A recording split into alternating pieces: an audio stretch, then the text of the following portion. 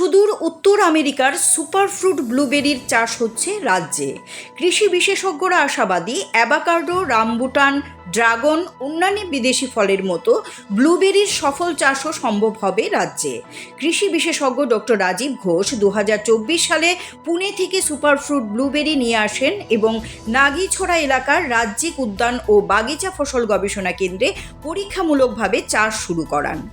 প্রথম বছরেই এই গাছগুলোতে ফুল এবং ফল আসে। দ্বিতীয় বছর অর্থাৎ এবছর গত বছরের তুলনায় আরও বেশি ফুল এবং ফল ধরেছে বলে জানিয়েছেন এই গবেষণা কেন্দ্রের ফ্রুটস ব্লকে কর্মরত এগ্রি অফিসার পাঞ্চাল ভট্টাচার্য। তিনি আরও জানান, ভারতীয় উপমহাদেশের আবহাওয়ায় ব্লুবেরির ফলন মূলত মার্চ মাস থেকে মে মাসের মধ্যে সীমাবদ্ধ থাকবে। কেক এবং বেকারি শিল্পে এই ফলের চাহিদা অনেক বেশি।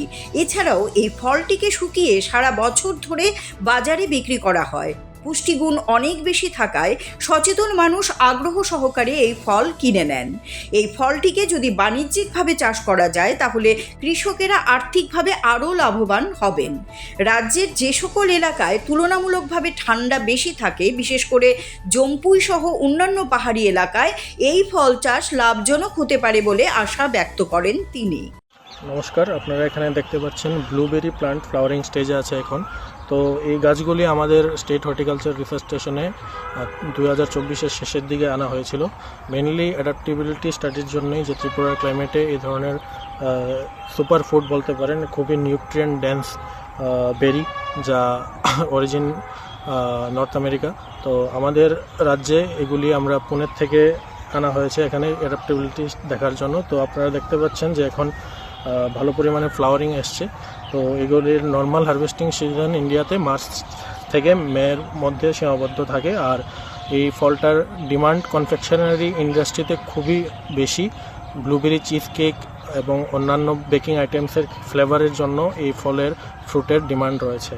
তো এই ফ্রুটটা ত্রিপুরাতে যদি আমরা সাকসেসফুলি এস্টাবলিশ করতে পারি, ধীরে ধীরে আমাদের ফার্মাররা, স্পেশালি যেখানে কুলার ক্লাইমেট একটু লং ডিউরেশনের জন্য স্টে করে, স্পেশালি জম্পুই হিলস এরিয়াতে এইসব এক্সোটিক ফ্রুটস ট্রাই করে ওদের অধিক মুনাফা আদায়ের দিকে লক্ষ্য রাখতে পারে।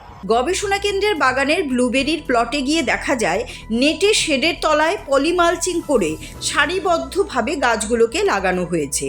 প্রায় 3 ফুট লম্বা ছোট ছোট গাছের মধ্যে সাদা রঙের ফুল এবং কাঁচা পাকা ফল থোকায় থোকায় ধরে রয়েছে। গবেষণা কেন্দ্রের মতো চাষিরাও যদি মাঠে দক্ষতার সঙ্গে এই ফল চাষ করতে পারেন তাহলে রাজ্যের ফল চাষের তালিকায় নতুন একটি নাম সংযোজিত হবে, সঙ্গে সঙ্গে যা কৃষকদের মধ্যে আর্থিক সমৃদ্ধিও নিয়ে আসতে সম্ভব হবে।